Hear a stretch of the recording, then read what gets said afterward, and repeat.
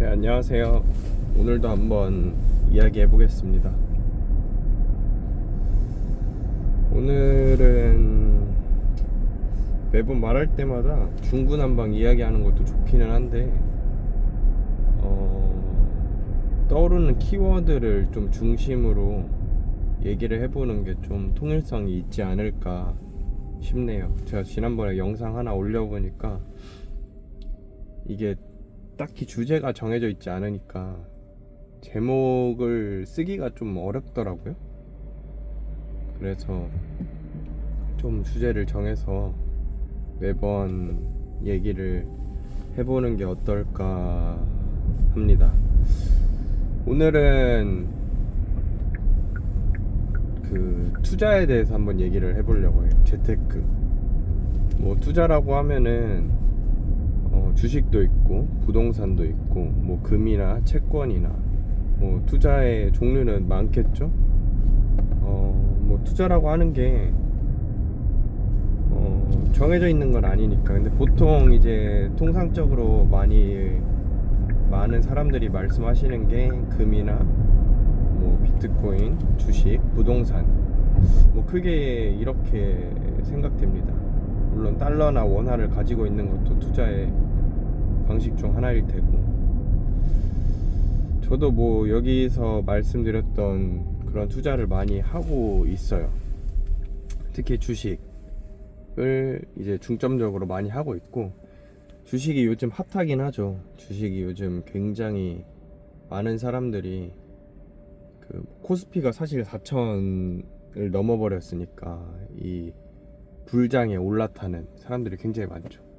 저는 코스피가 2000대부터 항상 4천을 주장해 왔던 사람이긴 한데, 그걸 제가 뭐 어디 가서 뭐 주저리 떠들었던 건 아니고, 주변 친구들한테만 그냥 코스피는 지금 상당히 저평가되어 있어서 4천은 갈 것 같다 라고 얘기를 했었는데, 사실 근데 그것도 너무 한참 전이라 뭐 제가 예측을 맞췄다고 할 수도 없었을 것 같아요.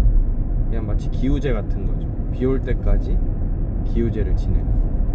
근데 중요한 건 그건 아니고, 무단횡단 사고 다발 지역입니다. 주식을 투자하다 보면 이제 사람마다 그릇이라는 게 있어요. 저 같은 경우는 보면 그릇이 크지가 않아요. 이게 진짜 돈 버는 사람들은 투자를 해놓고 제대로 수익이 날 때까지 기다릴 줄 알거든요. 근데 저는 투자를 하고 빨간불이 들어오면 참을 수가 없어요. 그러니까 수익이 나면은 어쨌든 매도를 해야 결국 내 돈이 되는 거잖아요. 그게 너무 그 머릿속에 박혀 있어서 그런지 모르겠지만, 빨간불이 떠버리면 그냥 한 1%, 2%만 돼도 매도 버튼에 자꾸 손이 가더라고요. 그래서 사실 뭐 크게 돈을 만진다기보다는 짤짤이로 계속 돈 버는 느낌입니다. 물론 어쨌든 돈을 버니까 다행이긴 한데, 너무 아까워요. 너무. 조금만 더 참았으면은 더 많이 벌었을 텐데, 조금만 더 참았으면 더 큰 수익을 가져왔을 텐데 라는 생각이 있긴 한데, 또 반대로 생각해보면 수익을 못 냈다가 괜히 또 역으로 물려버릴 수도 있으니까 어려워요. 아무튼 그 주식이라는 게 참 어렵습니다.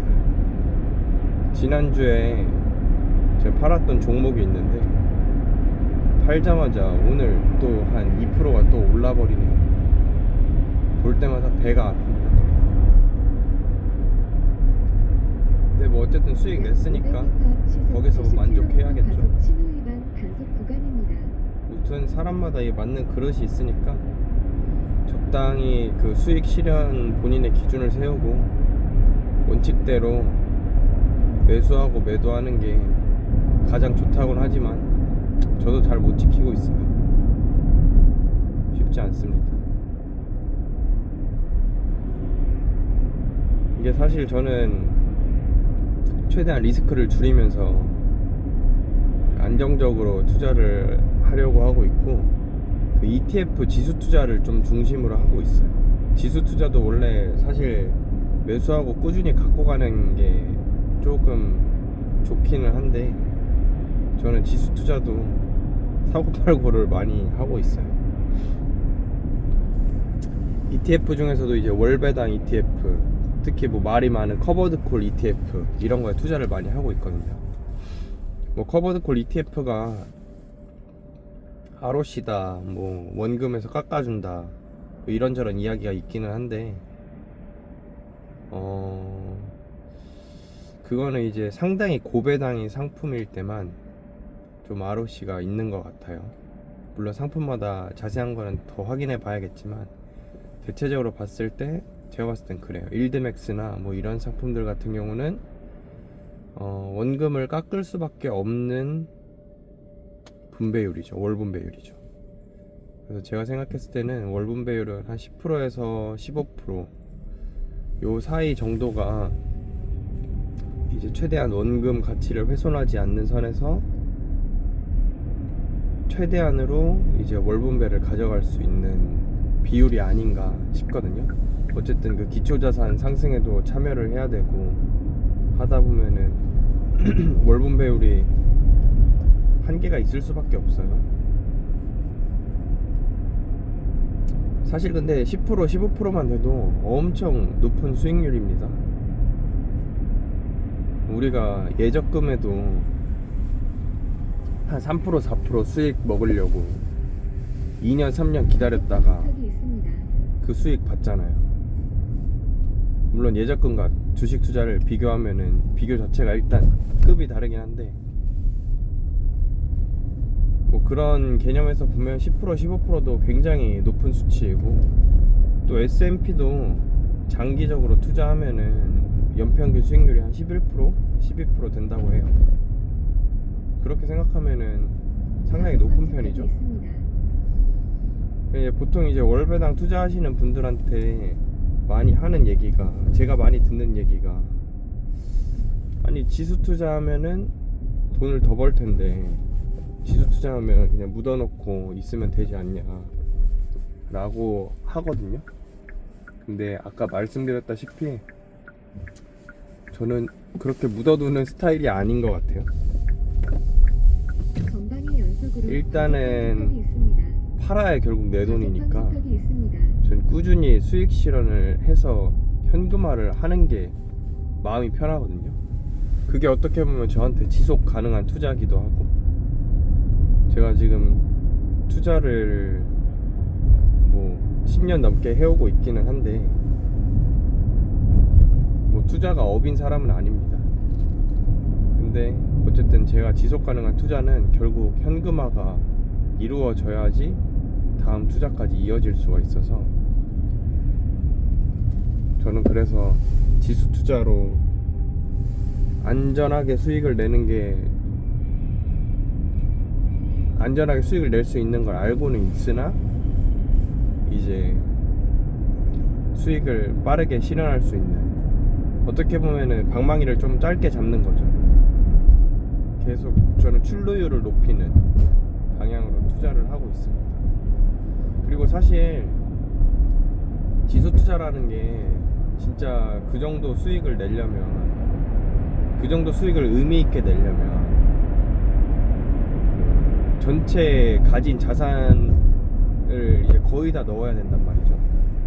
그러니까 내가 100만 원을 가지고 있는데 100만 원을 지수에 다 넣고 온전히 10%를 먹으면은, 그러면은 정말 지수 투자가 맞기는 한데, 사실 이제 분할 매수하고 어느 정도 현금을 갖고 있게 되거든요. 투자를 하게 되면은 뭐 물타기도 해야 되고 어느 정도 유동성 차원에서 현금을 갖고 있게 되는데, 그렇게 되면은 예를 들어서 한 50%만 지수에 들어가 있고 나머지 50%는 현금으로 갖고 있으면 투자 수익률이 10%라고 해도 5만 원이거든요 결국. 그럼 전체 자산으로 따지면 이제 5% 정도 수준이죠.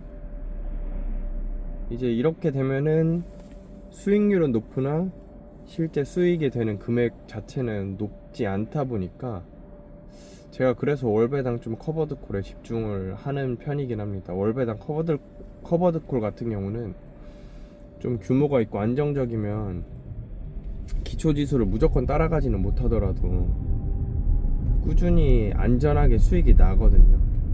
근데 저는 이 부분에서 커버드 콜에서 좀 다른 부분이 현금화를 많이 안 가져가요.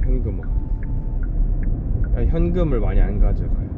왜냐면은 커버드 콜은 사실 안전하게 월마다 수익 실현이 되기 때문에 현금을 많이 가져갈 필요가 없어요. 물론 분할 매수랑 분할 매도 원칙은 지키고 있긴 한데 투자하면서 이제 월배당 받고 뭐 그러다가 진짜 뭐 운이 안 좋게 장이 안 좋아서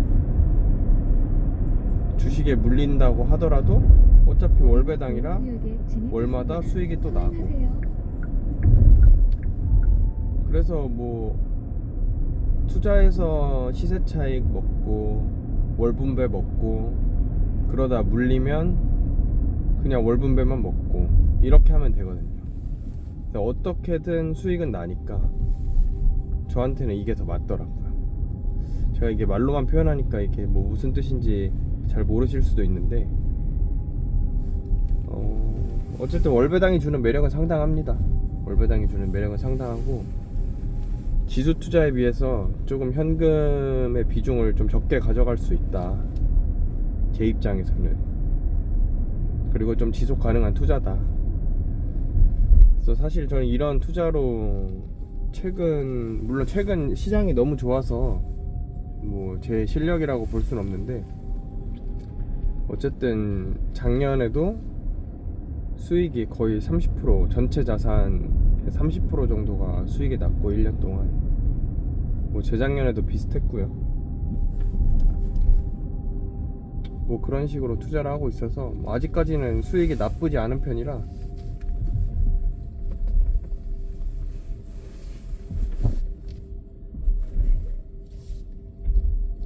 저는 그냥 만족하고 있습니다.